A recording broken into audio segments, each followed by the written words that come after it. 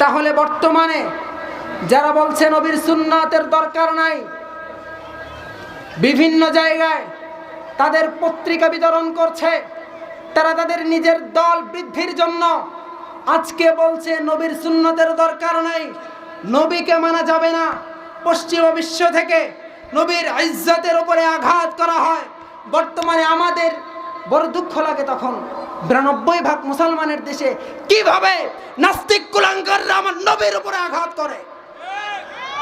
দুঃখ লাগে তখন।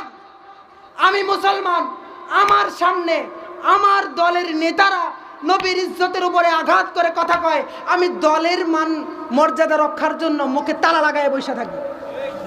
আফসোস তাদের জন্য।